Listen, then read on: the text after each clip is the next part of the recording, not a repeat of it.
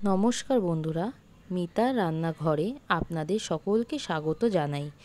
আজকের রেসিপি হলো আমুদি মাছের ঝাল, যা আপনারা খুব সহজেই বানিয়ে নিতে পারবেন। চলুন রেসিপিটি দেখে নিই। এখানে আমি 200 গ্রাম মতো আমুদি মাছ ধুয়ে রেখেছি।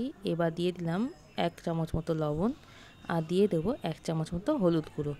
দেওয়ার পর ভালো করে এইভাবে মাছটিকে হলুদ আর নুনের সঙ্গে মেখে নেব। এখানে দুটো মিডিয়াম সাইজের পেঁয়াজকে আমি কুচি করে রেখেছি আর 5টা মতো কাঁচা লঙ্কা চিড়ে রেখেছি। এবার এদিকে কড়াইটি গরম হতে দেওয়ার পর আমি কড়াইয়ের মধ্যে দিয়ে দিলাম পরিমাণ মতো সর্ষের তেল। এদিকে কড়াইতে তেল গরম হয়ে যাওয়ার পর এক এক করে আমি মাছগুলোকে ভেজে নেব। আমার মাছগুলি ভাজা হয়ে গেছে, মাছগুলিকে আমি এক এক করে কড়াই থেকে একটা প্লেটের মধ্যে তুলে নেব। আমি বাদবাকি মাছগুলোকেও ভেজে নিচ্ছি।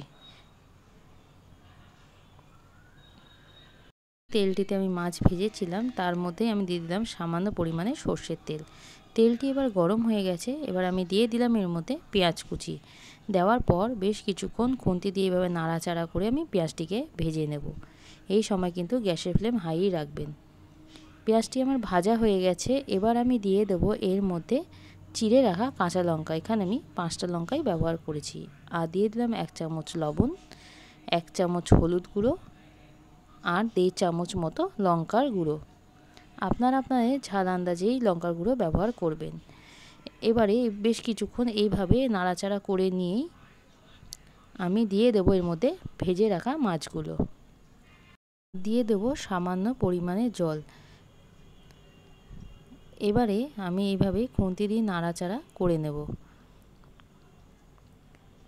কিছুক্ষণ এইভাবে আমি মিডিয়াম ফ্লেমে নাড়াচাড়া করে নেব, যাতে মাছটি ভালো করে মশলার সাথে কষানো হয়ে যায়।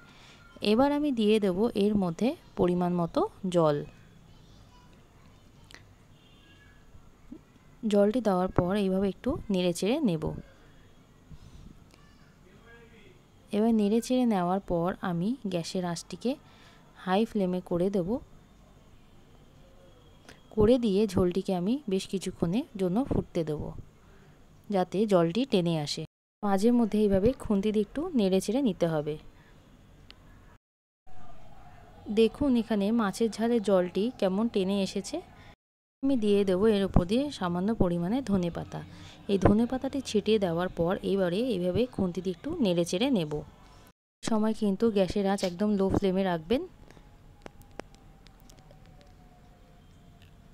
এবারে আমি দিয়ে দেবো এর উপর দিয়ে সামান্য পরিমাণে সর্ষের তেল।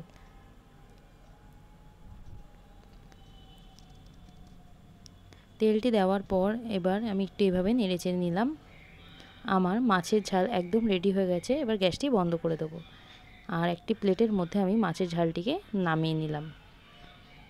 আমার এই রেসিপিটি চাইলে আপনারা বাড়িতে ট্রাই করে দেখতে পারেন। আশা করি আপনাদের ভালো লাগবে। ভিডিওটি দেখার জন্য ধন্যবাদ। আর পারলে একটু লাইক, সাবস্ক্রাইব আর কমেন্ট করে দিয়ে যাবেন।